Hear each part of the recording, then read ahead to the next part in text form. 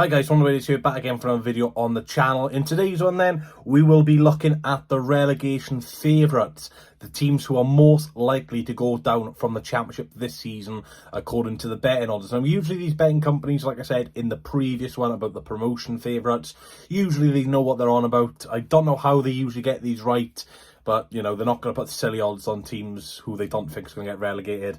But anyway, we'll give a review. We'll see who's favourites, who's not favourites. And at the end of the day, you know, you look at last season, who would have predicted Luton to go straight down? You know, it's very unpredictable. And, you know, if you do guys want to have a bet and some of these odds you fancy, then all for it. But please, gamble responsibly. So we're going to do this from 24th, which is the team least likely to be relegated.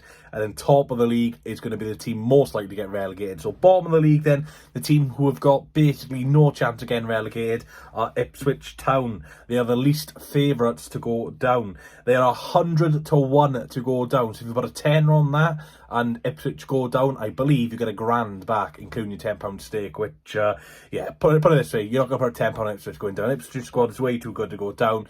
There's a possibility, you never know, especially with Luton going down. Sunderland went down in previous years, back-to-back. Luton last season, back-to-back. But you never really see a back-to-back in 2 years running. But yeah, Ipswich have got a great squad, so I think they'll be going further up than downwards. 23rd then, Southampton, no real shock in this one, 66 to 1, so a little bit of shorter odds than Ipswich Town. Obviously, Southampton will still new manager. You know, they've not been extremely active in the transfer market, still trying to get, you know, him to know their players. Still got players like Aaron Ramsdale amongst the squad, he's still there. Probably will be moving on very shortly though. But teams who usually come down, you know, their business always seems to go to the final day just because of these Premier League clubs. You know, most of them go in for these players towards the end of the window for some reason. 22nd then, the third team, who are least likely not to go down, are a team who actually just came up from League One. Birmingham City, 50 to 1 to go back down to League One. Now, Birmingham, I think everyone expects Birmingham to have a very successful season. You know, the money they've put in already this window is terrifying for the majority of teams. Like I said, if they don't go up, I don't think it's going to be, you know, a disappointing season. I think if they can, you know, get into the playoffs, it'll be very successful for Birmingham. Got to remember, when they were in the Championship for a long, long time, you know, they weren't, you know, the most active of teams in terms of that playoff push. They were, you know, majority in the bottom half towards relegation. So it'd be nice for Birmingham to have a bit of a change in the Championship and have a successful season. I just don't think, you know, if Birmingham go up, then people should be taking the mick. Yes, they have spent a lot of money, but you do have to realise a lot of these players haven't been at that top level of Championship football. 21st then, Sheffield United are 50 to 1 to go down, so the same odds as Birmingham City. If I had to pick one of those two who are most likely to go down, probably would be the Blade Sheffield United. Obviously, Ruben Selles last season did survive relegation against Hull. Obviously, kept up on the final day, you know, getting a result against Portsmouth. But yeah, at the end of the day, Sheffield United, again, probably will have too much to go down. They won't have a points deduction, very unlikely this summer, so they'll be able to start on no points instead of -2 last season. But yeah, Sheffield United, again, very too good of a squad to go down. 20th place, you got Coventry City, 40 to 1 to go down, a team who have been in League One in the last 10 years. Obviously, their ownership has changed now, so, you know, the owners who are in charge of Coventry now have been very, very good for a couple of years now. Obviously, the seats again filled again at Coventry, and it's a very big stadium, and we saw that on the playoffs against Sunderland. You know, a packed out Ricoh Arena, fantastic for Coventry fans. It's looking bright for Coventry fans, obviously. You know, the last couple of years, it's been great seasons, but they just can't get over the line. It'll be very interesting to see how they end up this season. 19th, Middlesbrough, 20 to 1 to go down to League One. I don't think this will happen at all, hence why the odds are 20 to 1. Middlesbrough always seem to be in around that top half / playoff push. Again, similar to Coventry, really. Coventry have gone the playoffs but can't get over the line. Middlesbrough just can't get into the playoffs at the moment.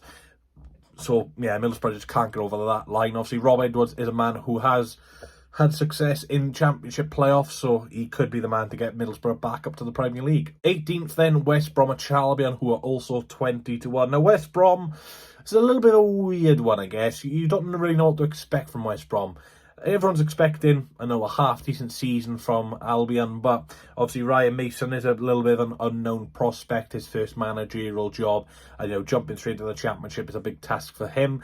Obviously, again, in terms of the transfer market, haven't been too active, a few signings here and there, but obviously, they do still need a bit of strengthening, in my opinion, if they want to be in that top 6. But yeah, West Brom are always a team you've got to look out for, because on their day, they can hurt anyone. They have got some fantastic players, and like I said in the previous episode, the Hawthorns is a dangerous place to go when they are on form, because that place, the noise just sucks all around the ground. So yeah, it's a great ground.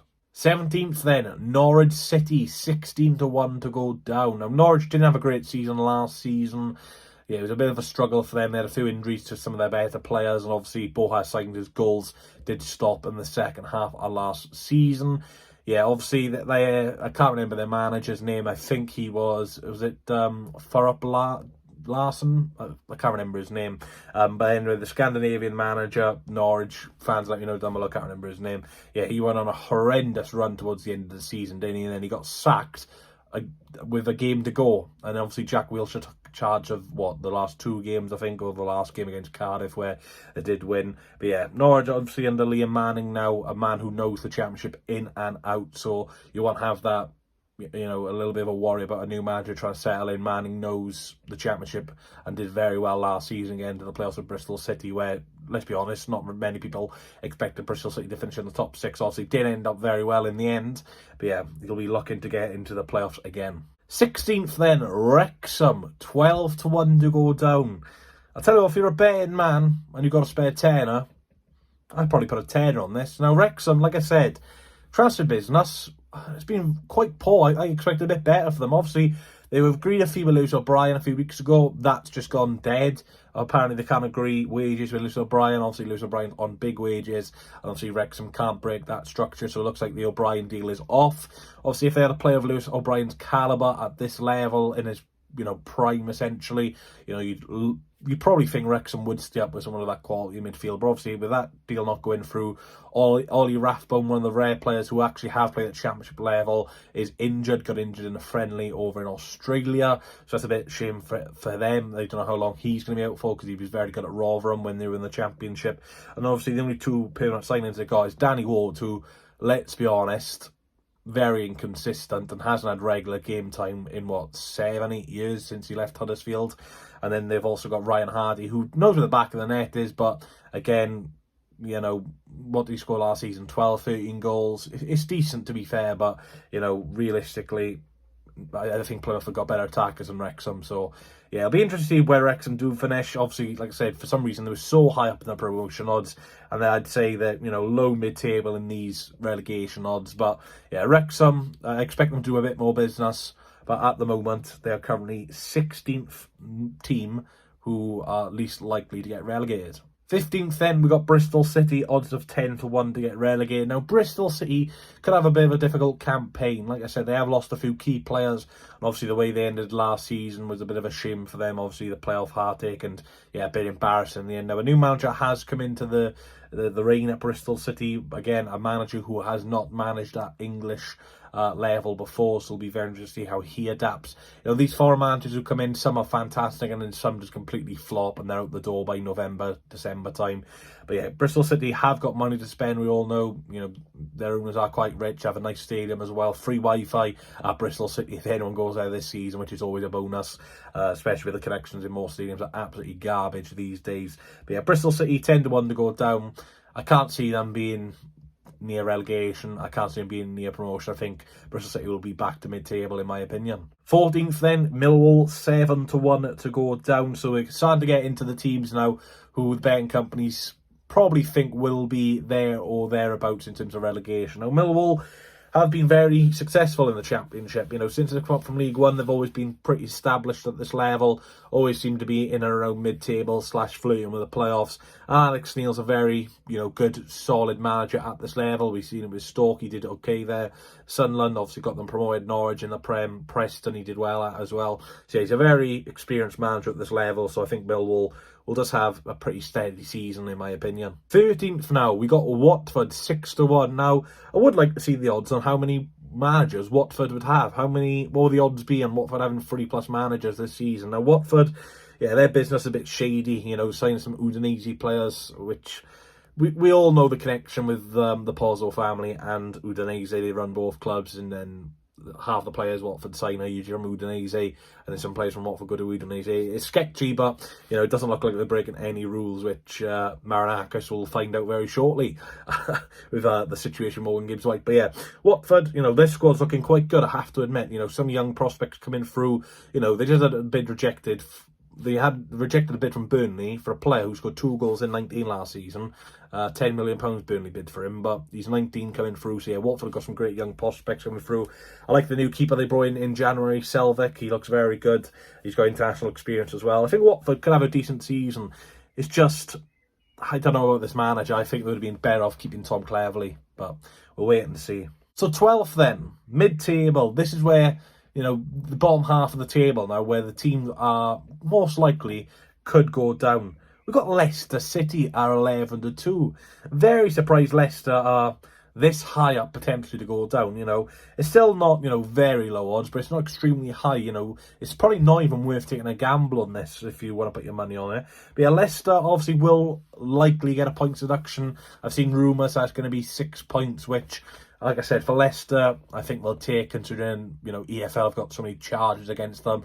Marty Cifuentes, fantastic manager, obviously has kept QPR up in previous seasons when they were looking down and out. Is fantastic at QPR with not the greatest of resources. Yeah, Leicester have got some fantastic players. Like I said, their business hasn't been, very active like all the relegation clubs at the moment, just for the fact that, they've got so many players on high wages. It's quite hard to get rid of them, but they usually do get rid of them in one way or another. And again, the window is open for another month and a half, essentially, so there's plenty of time to do it. And these clubs, they'll have people higher up who can just do the business for the manager. The manager will trust them, and these big clubs coming down from the Premier League will they'll have their plans to know what they do. So yeah, Leicester, like I said, probably due to the fact they're going to get a points deduction, them being this low, but I think Leicester will be fine this season in terms of relegation. 11th place then we have Stoke City, who are also 11-2 to go down. Now Stoke, it's a bit of a weird one. The last couple of years they have really struggled, and the last couple of seasons they seem to be finishing lower and lower every year. Now last season was a little bit of a scare for them, going into the final day, if results went their way, against their way, they could have been in a position where Stoke went down, but there's so much things which needed to go against Stoke. It was very unlikely, and obviously them getting a point against Derby, which get both of them in the league in the final day. Who would have saw that coming, hey? A draw keeps both of them up. But yeah, Stoke, I do worry about them a little bit. Obviously, Mark Robins is a fantastic manager, but it just seems to be a little bit of a curse on Stoke at the moment with the managers. Any manager who goes to Stoke just instantly flops, and he's done okay at Stoke, but again, some very poor results. But yeah, Stoke are a big club at this level. They've got a lot of money to spend. The amount of money they've thrown on players at a championship level is crazy. I remember when they went down, the first season they came down from the Premier League to the Championship, and the money they spent was ridiculous, and yeah, they completely flopped. But yeah, it's got to be about time Stoke have a good season. But again, if they do have a bad season and they finish worse off than last year, then we could be saying goodbye to Stoke in the Championship. Now, the 10th favourite to be relegated, Swansea City, 11-2. Now, there's a few teams on 11-2 where there was Leicester and Stoke, so you'd probably assume, we're not going to be down there. But again, it's probably the fact that our manager, no real managerial experience, so you can understand that in that sort of sense. Obviously, have lost Harry Darling, so they don't know how Burgess will do in that aspect. But we do have some good players, again, which probably the main reason for this is we haven't got a goal scorer. If you look at our goals last season, they weren't great. I think our top scorer had 11 or 12 goals, and that was a player who was in and out of the team, Liam Cullen. He played 2 games, was dropped for 2. So yeah, we really haven't had a 20-goal season striker since Andre Ayew, Ollie McBurney, and obviously those players are quite rare at this level. But yeah, some players are getting to grips now with English football. Frank had a fantastic season last year. Eom looks like he's back to what we expected from his days in South Korea. Obviously, he has a bit of an injury at the moment. And obviously, defensively last season, we were conceding so many goals, especially from the fullbacks advancing. So, yeah, one concern I do have is our both fullbacks are very attacking, Tymon and Key. They're not, defensive fullbacks, they're very attacking. So we do get caught out quite a lot, but sometimes it does help because Tymon, for example, he gets a lot of assists as well. On the final day against Oxford, had 3 assists in one game, which is great for him. But yeah, I think we'll be fine this season in terms of relegation. Anywhere above 15th, I'll probably take, because this league's bloody hard. Into the top 9 now. So these 9 teams are currently the 9 favourites to go down. We've got Blackburn Rovers 5-1. So if you were to put £10 on, you would get £50 back, so essentially £40 profit. But yeah, Blackburn Rovers could be a bit of a dark horse for relegation. Again, have been in League One under the last 10 years, but have been decent at Championship level. Again, the owners, very, very poorly run at Blackburn. You know, they had the issues with Rudiger Stead, the head of recruitment, or the head of football, after he only retired 2 years ago. He's got no experience in that role whatsoever. So yeah, you've got to look at, you know, the hierarchy in terms of their appointments, in terms of the boards and stuff like that. And obviously, they've lost some very key players already this summer. Haven't seen too much business going in. It's talks of Callum Britton, their right back, going to Middlesbrough, which would be a big blow for them. Yeah, it's not been a great summer for Blackburn, so, you know, they could potentially be a little favourite to go down. 8th place then, Derby County, 9-2 to get relegated.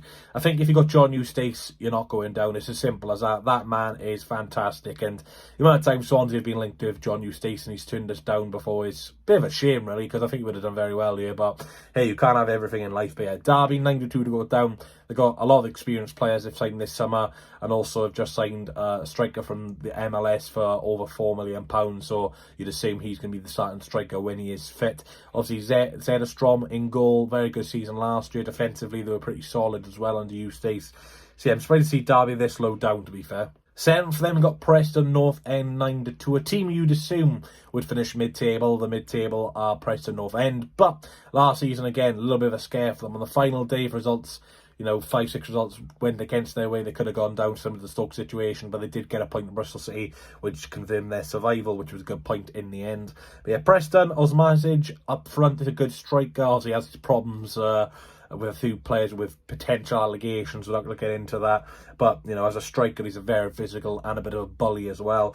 They do have some strength. Obviously, they've got a new goalkeeper now, Daniel Iverson, who was there previously at Preston. He's a decent keeper at this level. Midfield, I like their midfield. I do think they just need a bit more attacking depth if they want to push up the league.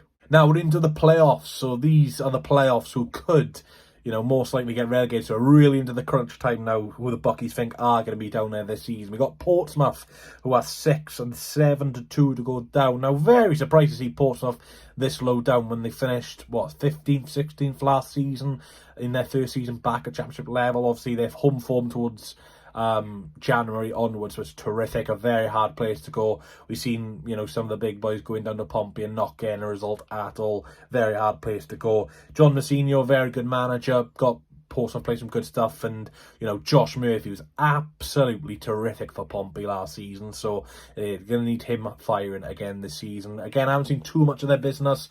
I know they just signed John Swift as well, a very experienced Championship midfielder. So when you're signing players like that, you should be nowhere near relegation. In 5th position, we have Hull City, 3-1 to go down. Now, Hull, if I made this video 3-4 weeks ago, Hull would be nowhere near this relegation favourites to go down. But with their transfer embargo, you know, going to be a lack of activity this summer unless they get some free agents in. Obviously, it's going to be the same squad essentially as the team who struggled last season. And without them getting a decent result against Pompey on the final day, they could have gone down. But yeah, Hull City, 3-1 to go down. Probably not worth putting any money on it. You're not going to, unless you put ridiculous stakes on.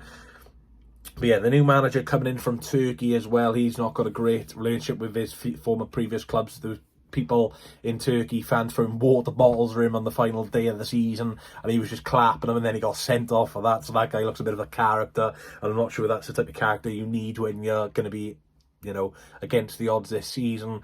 Yeah, it's going to be a hard season for Hull. Obviously, there would have been a lot of money there to spend this summer, you'd assume, with the sales they made last summer. Obviously, they were going to get Louis Barry, McBurney, that's gone dead.